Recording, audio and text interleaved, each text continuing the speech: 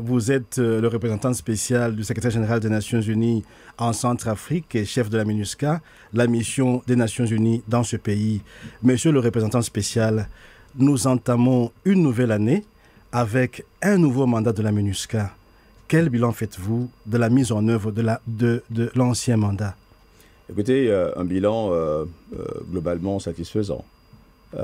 C'est le bilan d'un pays qu'on a aidé à mettre les fondations de sa renaissance. Nous sommes dans un effort avec le gouvernement centrafricain pour aider justement à la reconstruction de ce pays, à l'extension de l'autorité de l'État. Et nous pouvons aujourd'hui nous satisfaire de sa présence qui est de plus en plus accrue aujourd'hui, quasiment sur toutes les préfectures du pays. Nous avons 3 autres préfets vont bientôt être installés dans la Nana-Grébizi, dans la Bakaga et dans la Bamigi-Bangoran. Donc nous sommes dans un processus qui avance, difficilement, mais qui avance. Et puis 2017, c'était aussi l'année des grandes opérations de la MINUSCA. Rappelez-vous de Bambari, rappelez-vous d'Ipi, rappelez-vous de Bokaranga.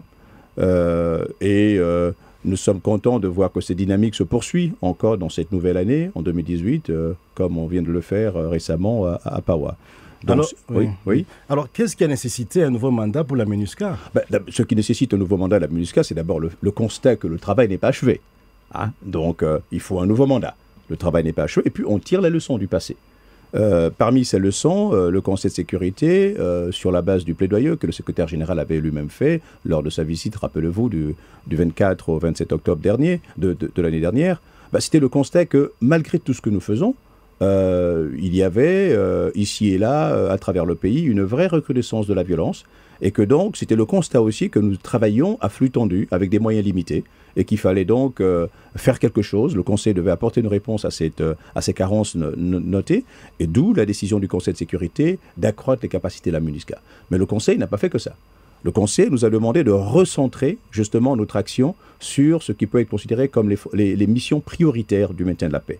La protection des populations civiles, évidemment l'appui aux institutions démocratiques de l'État, l'appui surtout à un processus politique, parce que le Conseil de sécurité se rend bien compte qu'une solution militaire qui ne serait pas sous-tendue par un processus politique ne mènerait à rien. Donc le Conseil nous donne à nous désormais d'avoir la primauté du politique et voir comment est-ce qu'on peut essayer d'aider justement les autorités centrafricaines sous leur leadership, aider à un processus politique qui pourrait permettre d'avoir une perspective de sortie de crise durable. Et c'est en cela que nous sommes, nous, partenaires de l'initiative africaine, que nous soutenons aux côtés du gouvernement, évidemment, pour que, avec évidemment l'effort qui doit être mené sur le plan purement opérationnel, parce qu'il est clair que dans l'état actuel des choses, l'État n'étant pas présent sur un grand nombre de localités du pays, où sa présence... Sur la majeure partie du pays? Je ne dirais pas de majeure, disons simplement que sa présence étant encore faible, il faut la renforcer. Et donc, nous avons eu ce mandat du Conseil de sécurité d'être présents aux côtés de l'État. Et il est clair que dans l'état actuel des choses, avec cette myriade de groupes armés, dont certains, je crois, se caractérisent plutôt par des activités criminelles, il est bon et il est important qu'il y ait une présence des forces de sécurité légitimes. Nous le faisons à côté, évidemment, des forces centrafricaines. Donc, il est bon que cette présence de l'État, avec sa capacité à projeter la force légitime afin de l'aider justement à accomplir ses missions régaliennes, il était bon que la MINUSCA puisse continuer à aider le pays tant qu'il n'aura pas encore réussi à se doter de ses propres capacités. Donc ce travail, évidemment, nous allons le faire, et tous les accords, que ce soit les accords locaux ou les accords globaux, auront besoin d'une certaine présence de la force pour précisément faire en sorte que ceux qui adhèrent à ces accords tiennent justement leurs engagements. Donc, un usage de la force, mais il faut soutenir ce processus politique, et c'est en cela que le nouveau mandat, évidemment, se distingue quelque peu du premier mandat. Bon, voilà. Alors, sur le terrain, les choses se bousculent déjà en début d'année 2018. En Centrafrique, il y a par exemple le projet pilote DDR qui porte ses premiers fruits, avec un premier groupe d'ex-combattants qui viennent d'arriver au terme de leur formation.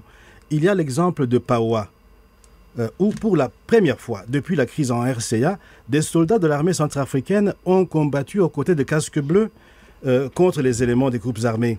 On constate aussi de nouvelles réflexions au siège de l'ONU sur les opérations de maintien de la paix et en Centrafrique, une nouvelle dynamique de la justice.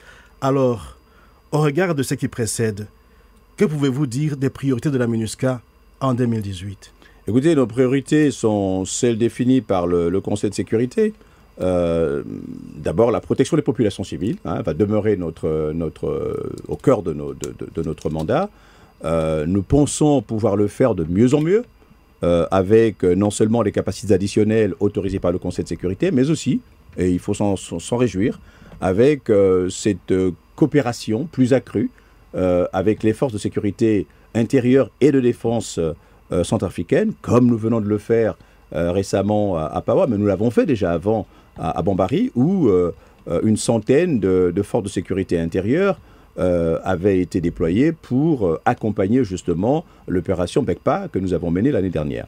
Donc, nous allons poursuivre cet effort et nous sommes confiants que, travaillant évidemment la main dans la main, nous réussirons justement à élargir l'espace de la légitimité de l'État. Il y a un travail immense qui est en train de se faire sur le plan de la restauration de l'autorité de l'État. Nous avons une cartographie justement de cette présence de l'État. Il faut se réjouir que grâce à tous ces efforts, une présence de l'État qui était avant la crise à près de 6 000 agents, qui avaient évidemment tous quitté les lieux dans les différentes préfectures, leurs lieux de service dans les différentes préfectures, aujourd'hui se reconstituent. Nous avons à peu près 3000 de ces agents qui sont déployés, grâce évidemment à cette collaboration effective que nous avons avec le gouvernement. Et donc progressivement, nous voyons cette avancée dont il faut se féliciter. Donc la moitié de l'effectif de 6000 d'avant ? Exactement. Donc cela est un progrès en soi. Il faut le consolider. Il faut faire en sorte que, avec le retour, toutes les conditions sur place soient créées, y compris des questions aussi simples que simplement payer les salaires des fonctionnaires. Nous sommes aujourd'hui engagés dans un dialogue, y compris avec le secteur privé, pour les encourager justement à se réinvestir en dehors de Bambari, en dehors de Bangui, et nous espérons que Bambari pourrait être une prochaine étape. Donc, sur tous ces fronts, y compris évidemment celui de la sécurisation de l'assistance humanitaire. Il faut regretter malheureusement que la recrudescence des violences à laquelle nous avons été tous témoins, malheureusement, a entraîné de nombreux réfugiés et déplacés internes, des chiffres plutôt ahurissants. Ma collègue, Madame Najat Rochdi, en a parlé il y a seulement quelques jours. Nous sommes dans ce travail qui reste évidemment multiforme, multidimensionnel, et nous allons attaquer tous ces fronts ensemble, en même temps, pour espérer justement réussir cet immense pari de consolider la paix en République centrafricaine. Et 2018 est vraiment une année où nous pensons que des transformations profondes pourraient évidemment prendre place. Est-ce que des dispositions particulières ont été prises justement pour sécuriser ces fonctionnaires qui rentrent, qui reprennent leurs fonctions à l'intérieur du pays, ainsi que les agences humanitaires qui sont opérationnelles sur le terrain ?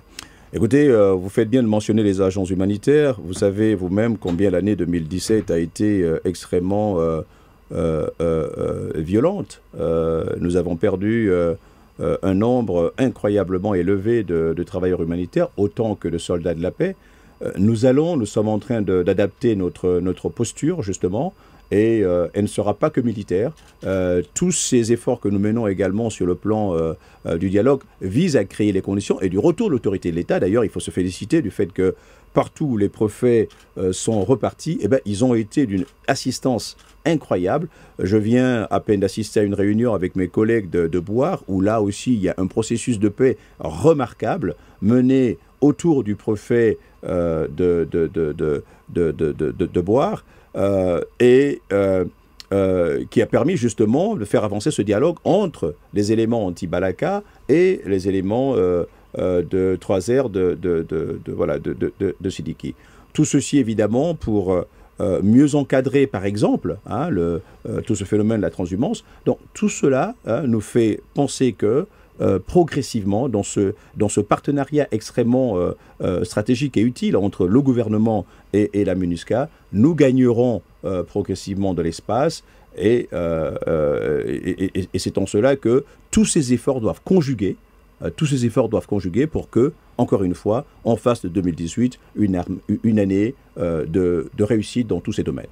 Revenons sur l'exemple de PAWA. Est-ce que l'exemple de PAWA inaugure, une collaboration plus étroite entre les casques bleus et les FACA? Elle la renforce simplement. Je le disais tantôt, nous avons déjà commencé à travailler ensemble à Bambari l'année dernière. Nous sommes ensemble aussi à Obo, hein, où nous collaborons étroitement avec une unité de FACA, nouvellement formée par l'IUTM. C'est un processus qui va aller grandissant, incontestablement. Grandissant, mais peut-on dire, parce que c'est la première fois que les FACA sont aux côtés des casques bleus pour combattre des éléments armés. Est-ce que cela inaugure, quelque chose qui va alors désormais commencer à se produire partout où il y aura d'autres crises auxquelles les casques bleus devront réagir militairement?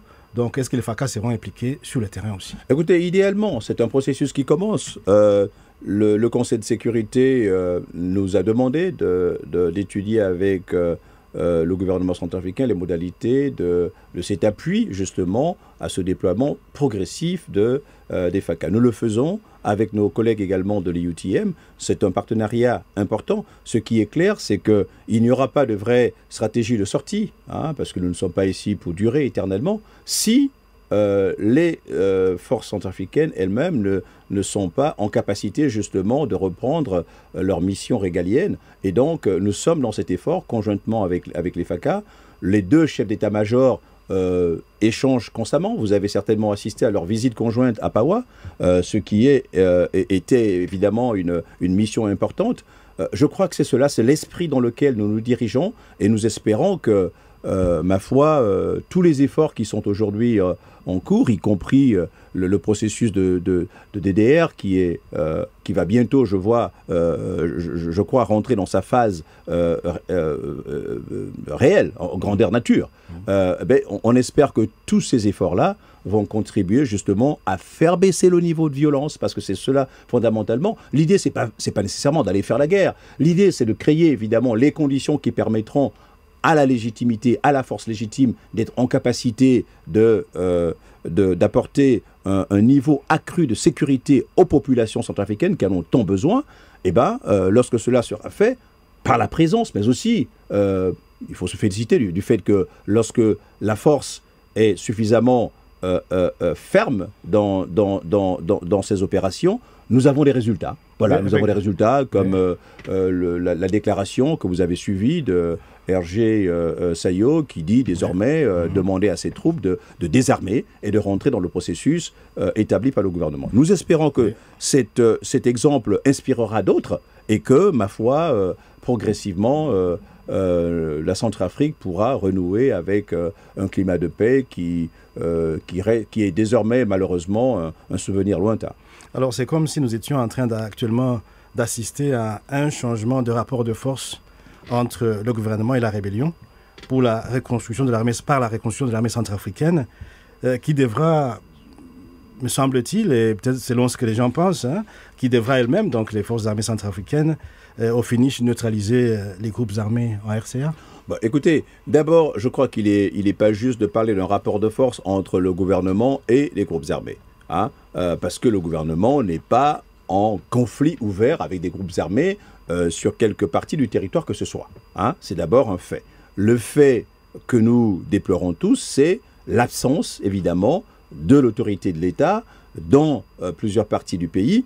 La nature n'aimant pas le vide, on a assisté à cette présence de facto, voilà, de plusieurs groupes armés dont l'influence, malheureusement, ne peut pas être qualifiée de positive. Donc, autrement dit, avec le retour à l'ordre constitutionnel, aujourd'hui, il n'y a que l'État qui doit avoir la légitimité, le monopole de la force, doit résider avec l'État, et la MINUSCA, qui est donc son partenaire stratégique, évidemment, comme souhaité par le Conseil de sécurité, ce sont seulement ces deux entités qui devraient pouvoir exercer des fonctions régaliennes visant à sécuriser non seulement le territoire, mais les populations centrafricaines, sécuriser la vie, et évidemment, et la propriété privée des Centrafricains. Ce constat-là, nous le faisons. Malheureusement, l'État n'est pas encore en capacité totale. Et bientôt, j'espère, bientôt, il faut le dire, bientôt, j'espère, avec tout ce processus de formation auquel nous assistons, nous voyons une armée centrafricaine qui, faut le dire, voilà, redore un peu son blason, reprend du poil de la bête. Nous avons également le même effort qui est entrepris dans le cadre justement de la réforme du secteur de la sécurité, avec les différents plans nationaux et cadres stratégiques qui ont été adoptés, avec la formation donnée aux gendarmes et aux policiers, le recrutement de nouveaux gendarmes. Donc il y a un effort qui est en cours, qui n'est pas facile, hein, il faut le dire, ce n'est pas facile. Nous sommes ici dans un travail de fond qui va prendre du temps, hein, il faut qu'on se le dise, mais cet effort est en cours et c'est notre espoir que bientôt, la Centrafrique, comme tous les autres États, voilà, aura la possibilité d'exprimer l'autorité de l'État, non pas pour aller combattre d'autres Centrafricains, ben évidemment, mais simplement pour affirmer l'autorité de l'État, qui fait que l'État ayant le monopole de la violence légitime, eh bien, toute autre force qui n'incarnerait pas l'État n'aurait pas, évidemment, de raison de prendre des armes ou de vouloir s'imposer sur le territoire national. Et donc, à ce moment-là, ils feront ces éléments-là qui n'auront pas accepté, parce que ce que nous disons ne se passe pas dans une sorte de vide, se passe dans un contexte où l'État, le gouvernement, le président de la République a demandé à ses frères et sœurs centrafricaines de rentrer dans un processus de dialogue à travers le comité consultatif et de suivi, mais aussi désormais à travers l'initiative africaine. Tous ces acteurs politico-militaires sont invités à rentrer dans la République, à embrasser le dialogue. Et donc, ce n'est pas un choix, au fond, entre... Oui, d'embrasser le dialogue, mais entre-temps, l'armée est en train de se redonner du poil de la bête. Hein. Ce qui est normal. Ce qui est normal. Et nous disons ceci. Et ce qui est intéressant dans cet exercice, c'est que c'est une armée nouvelle qui est en train de se créer. C'est une armée qui va être une armée républicaine, une armée professionnelle, représentative de la diversité de la Centrafrique. C'est le souhait des autorités centrafricaines. J'ai moi-même assisté hier à une cérémonie émouvante au cours de laquelle des anciens combattants, voilà, de certain nombre de groupes armés qui ont accepté de rentrer dans ce projet pilote, ont été, 101 d'entre eux, hier, ont été accueillis dans la famille de l'armée centrafricaine, dans une cérémonie présidée par le président de la République lui-même, au cours de laquelle nos amis et partenaires de l'IOTM, évidemment, étaient ces partenaires qui ont assisté, qui ont accompagné justement la formation de ces nouvelles recrues. Hein, c'est des nouvelles recrues qui rentrent sous le drapeau de la République. C'était une belle cérémonie, extrêmement symboliquement forte, et qui montre que tous ces efforts, voilà, concourent à reconstituer les institutions centrafricaines et à dire aux autres que la porte est ouverte. Il ne s'agit pas d'aller au combat contre les Centrafricains, c'est leur choix de regagner la République, de rentrer dans la République. Et donc ce choix-là, il est là pour tous les Centrafricains. Évidemment, certains vous opposeront des revendications, mais toutes ces revendications elles font l'objet aujourd'hui de la tension particulière de l'Union africaine. Et donc, il n'y a pas de raison. Il n'y a pas de raison politique objective qui expliquerait qu'aujourd'hui en Centrafrique, il y ait des groupes armés, qu'il y ait des acteurs qui continuent de privilégier la violence armée comme moyen d'expression politique. Donc, est-ce que devant cette nouvelle donne, devant cette situation, devant laquelle les autorités centrafricaines veillent à ce qu'il y ait une nouvelle armée à travers ce qui s'est passé hier, la cérémonie à laquelle vous venez de faire allusion, est-ce que cela ne va pas amener la MINUSCA à peut-être revoir sa stratégie, la stratégie qu'elle avait prévue auparavant pour la sécurisation de la Centrafrique? Écoutez, mais ce que nous disons, je dois le redire, nous sommes dans des processus lents.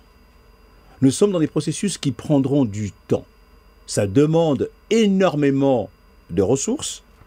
Ça demandera un investissement, non pas seulement de l'État, mais de tous les partenaires centrafricains, parce que nous avons tous intérêt à faire en sorte que la Centrafrique recouvre toute sa légitimité et toutes ses capacités le plus rapidement possible. Mais cela, évidemment, se fera pas à pas, petit à petit. Et donc, cet effort-là, c'est un effort qui est continu. Et pendant ce temps-là, la MINUSCA, évidemment, adaptera ses stratégies en fonction, évidemment, des exigences du terrain, et y compris, c'est une stratégie qui est évidemment multiforme, comme je le disais tantôt, dans laquelle la force n'est qu'un outil. Le dialogue reste fondamentalement, la recherche d'un consensus par rapport au dialogue reste fondamentalement l'objectif final, parce que nous sommes ici dans la recherche de solutions durables, et nous le faisons à notre niveau sur un plan local. L'objectif, ne l'oublions jamais, donné par le Conseil de sécurité, c'est de parvenir à une situation dans laquelle on aura réduit la présence et la menace que constituent justement les groupes armés en République centrafricaine. Alors, entre-temps, le gouvernement a acheté des armes à la Russie. Je ne crois pas qu'il les ait achetées. Mais bon, a commandé des armes à la Russie. A reçu des armes de la Russie, c'est plutôt... A acheté ou reçu des armes de la Russie. Non, encore une fois, de l'information que j'ai ne parle pas d'achat.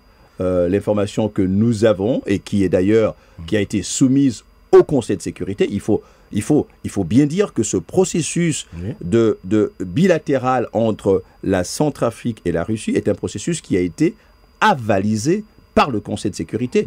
Tout est fait sur la base d'un accord du comité des sanctions du Conseil de sécurité sur la question des armes. Donc, autrement dit, pour mieux préciser peut-être, la Centrafrique a reçu des armes de la Russie. Oui, tout à fait. Est-ce que cette initiative-là, ce fait de recevoir des armes de la Russie, sur le plan bilatéral, donc RCA-Russie, ne gêne pas, en quelque sorte, les activités sécuritaires sur le plan multilatéral qui implique entre autres la MINUSCA et l'Union européenne? Non, mais pas du tout. Non, mais pas du tout.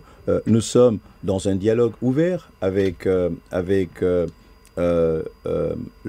gouvernement centrafricain. Est-ce que vous attendiez à cette posture, à cette prise d'initiative de la part des autorités centrafricaines? Mais non, mais ce que tout le monde espérait, c'est que la Centrafrique, d'une manière ou d'une autre, par les voies légales, prescrites par le Conseil de sécurité, acquiert des armes. Il n'est pas normal qu'un pays, même s'il est sous embargo, puisse être accompagné par des partenaires que j'ai mentionnés, comme l'IUTM, qui est donc cette mission de l'Union européenne qui a vocation à former les FACA, puisse former 1 bataillon, 2 bataillons, 3 bataillons. L'idée, c'est d'aller, évidemment, c'est de doubler cette capacité de formation, et que les éléments de ces forces de sécurité et de défense, une fois formés, ne puissent pas acquérir les outils de base pour leur permettre justement d'assumer leurs responsabilités régaliennes. Donc, de ce point de vue, il y a un consensus de la communauté internationale. Comme je le disais tantôt, c'est le Conseil de sécurité lui-même qui a donné son aval pour que ces transactions se produisent. Voilà. D'accord. Alors, autre sujet, il y a un rapport qui est paru récemment au siège des Nations Unies à New York qui revisite l'action des opérations de maintien de la paix des Nations Unies dans le monde. Au regard de ce document et de l'évolution de la situation à RCA, est-ce que la MINUSCA devrait se muer en force d'imposition de la paix dans ce pays? Non, je crois qu'on est encore loin d'un tel scénario. Non, ce qu'il faut dire, et ce sur quoi le secrétaire général est extrêmement ferme, c'est le constat qu'il fait que l'exercice du maintien de la paix est devenu de plus en plus périlleux. En 2017, comme je vous le disais, c'est au total 64 soldats de la paix qui ont perdu la vie de manière brutale suite à des attaques. Et dans le cas de la MINUSCA, nous avons regretté la perte de 14 de nos collègues. Donc, cela n'est pas normal.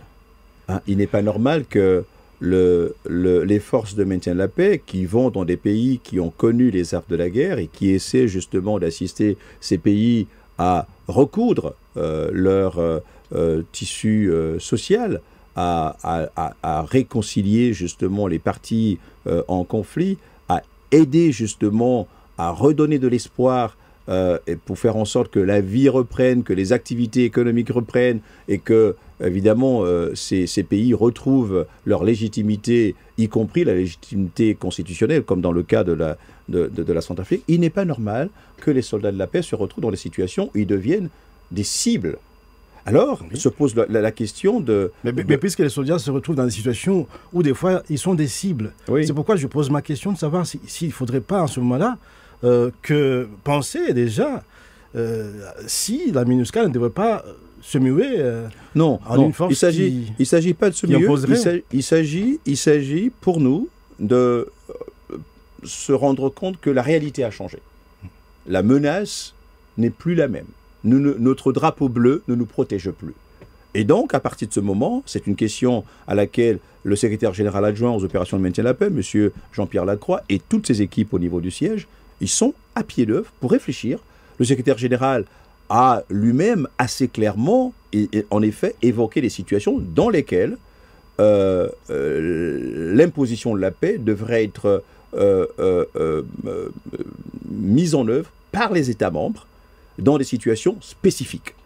Mais entre les deux, évidemment, on parle de plus en plus non plus du chapitre 6, qui, comme vous le savez, c'est le consentement, le chapitre 7 qui est l'usage de la force, peut-être un chapitre 6 et demi, dans lequel nous demanderons aux pays qui mettent à disposition des forces de maintien de la paix d'être préparés à la perspective d'utiliser la force. Et d'ailleurs, dans notre mandat à nous, cette perspective-là, elle est là, mais elle n'était pas envisagée comme si la MINUSCA devenait une force d'imposition de la paix.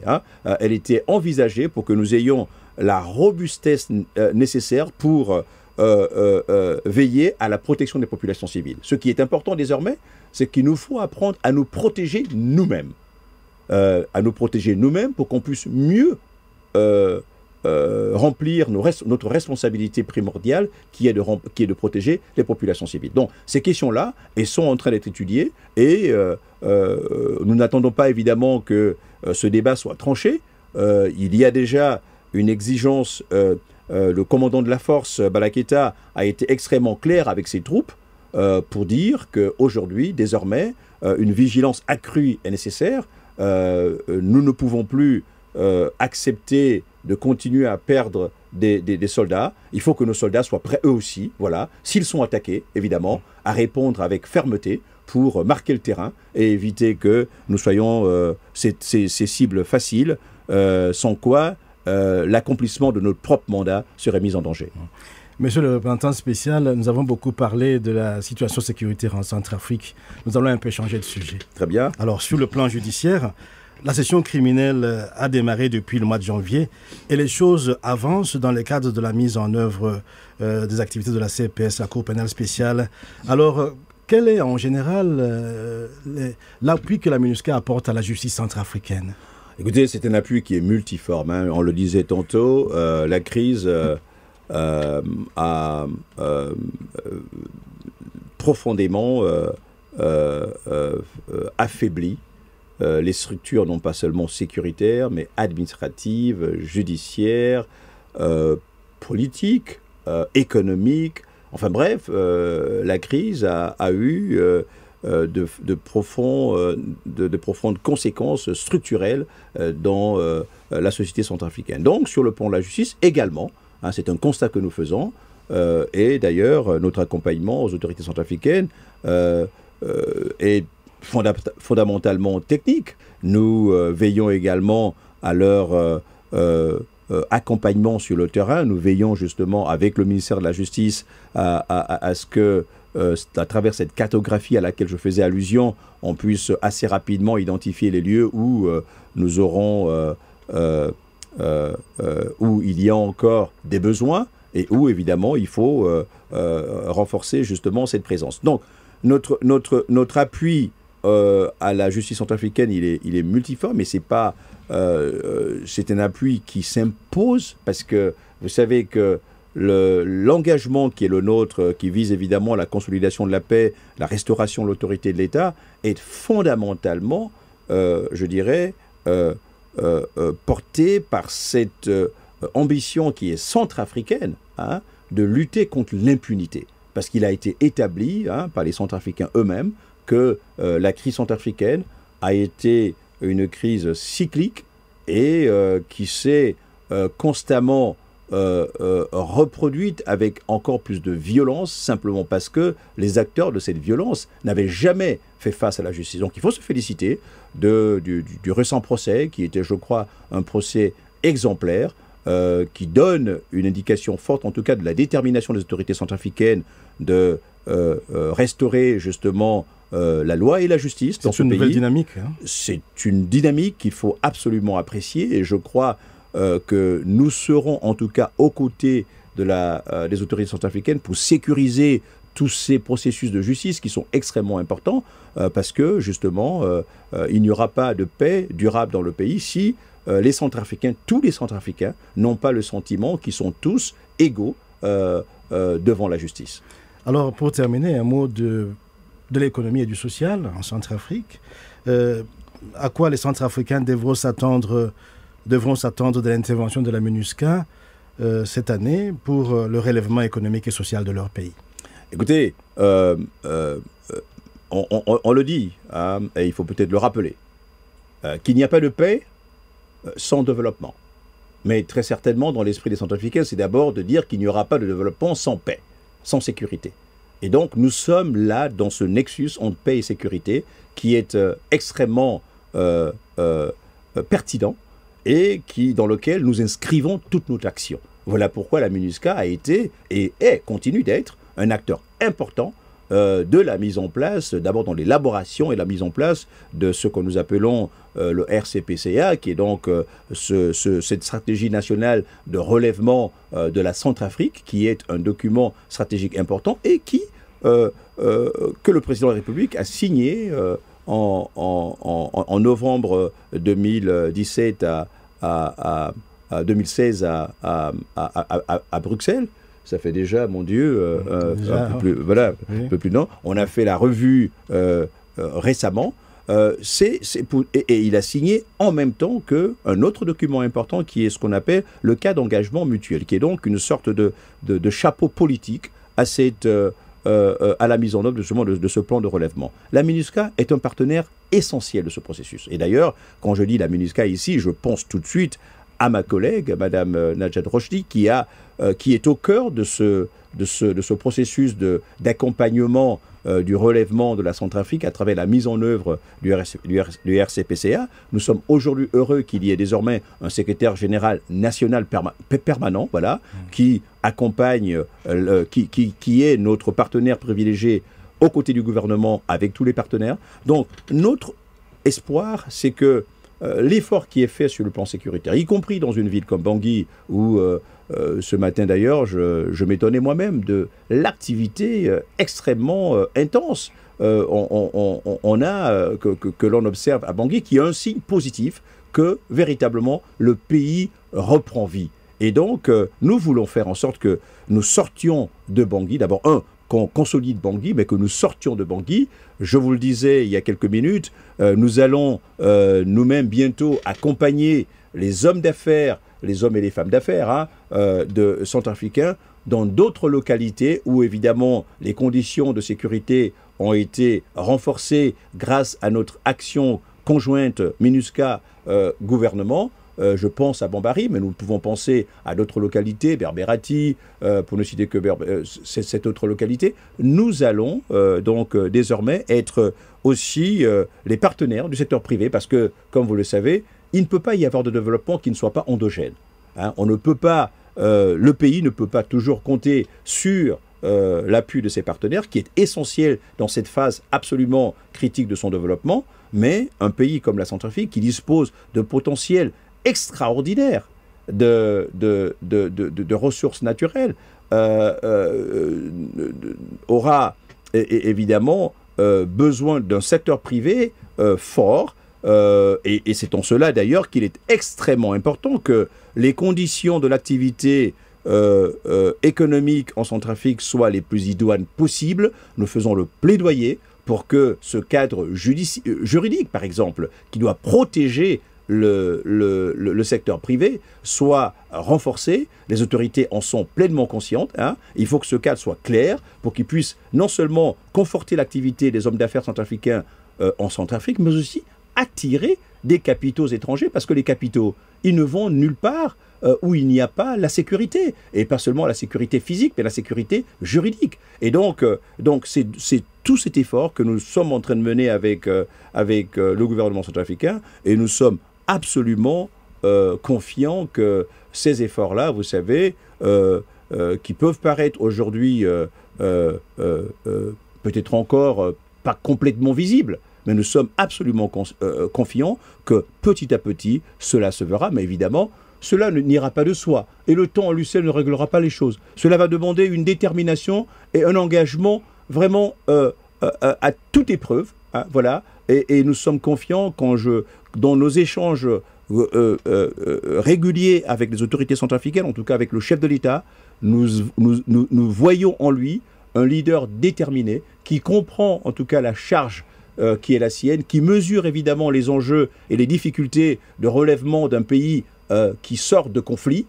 Mais voilà, aujourd'hui, nous pensons que le cadre stratégique est en place. Il faut désormais que tout soit mis en place pour qu'il y ait également une gouvernance responsable. Et nous sommes absolument confiants que ce pays se relèvera avec évidemment, en comptant sur lui-même, mais aussi sur l'appui fort et continu, justement, de ses partenaires. Parfait, Onanga Nyanga, nous arrivons à la fin de notre entretien. Alors, est-ce que vous avez juste un dernier mot à la population centrafricaine? Écoutez, mon dernier mot, qui ne sera jamais dernier, parce que je reviendrai tout le temps là-dessus, c'est de dire que il faut rester confiant. Il faut rester, nous tous, prisonniers de l'espérance. Il faut, pour juger aujourd'hui, penser à hier. Et que aujourd'hui nous aide à nous projeter vers le futur. Que nous espérons confiants, que nous espérons solidaires. Mais cela ne se fera pas tant que les Centrafricains et les Centrafricaines n'accepteront pas qu'ils sont tous, ils n'ont pas le choix, ils doivent prendre le taureau par les cornes, regarder le passé qui n'a pas été malheureusement glorieux, hein, malheureusement. Je prends conscience du fait qu'il y a eu des blessures extrêmement profondes, qu'il y a eu une fracture sociétale hein, extrêmement importante, mais que il n'y a pas de défi suffisamment grand qui ne puisse pas être relevé par une communauté nationale qui est déterminée, qui est engagée et qui croit en son potentiel pour se reconstruire. Et donc, moi, mon espoir, moi c'est vraiment dans ces rencontres avec la jeunesse centrafricaine, j'aime beaucoup citer justement ce Conseil national de la jeunesse qui a à sa tête des jeunes exemplaires qui rêvent d'un futur, mais absolument riche de promesses. Moi, c'est à eux que je pense, et je veux donc leur dire, nous pouvons non pas seulement croire ensemble en une Centrafrique meilleure, et il faudrait qu'elle soit meilleure pour tous ses citoyens, quelle que soit leur identité, hein, parce que la question identitaire est malheureusement fait souvent et malheureusement l'objet de manipulation. Moi, je crois énormément au leadership national, hein, politique. Je crois énormément au leadership associatif. Je crois énormément aussi à la capacité, voilà, des hommes de foi, des hommes et des femmes de foi, qui ont joué un rôle extrêmement important dans le passé dans ce pays. Mais il faut aller puiser dans tous ces ressorts, hein, pour pouvoir rebondir. Et je crois que la Centrafrique, n'en déplaise évidemment aux Cassandres et à tous ceux qui ne voient que ce qui est difficile, parce que je crois qu'il n'est pas nécessaire de continuer à rabâcher aux Centrafricains que c'est compliqué. Mais c'est extrêmement compliqué. Mais c'est parce que c'est compliqué que c'est une tâche qui est à la hauteur des femmes et des hommes déterminés. Ce pays se relèvera et aujourd'hui, il bénéficie d'un contexte extrêmement favorable. Il a des partenaires qui l'accompagnent et donc, ensemble, nous pensons ce pari absolument à la mesure de nos efforts. Parfait, Onanga Nyanga, je vous remercie. C'est moi qui vous remercie.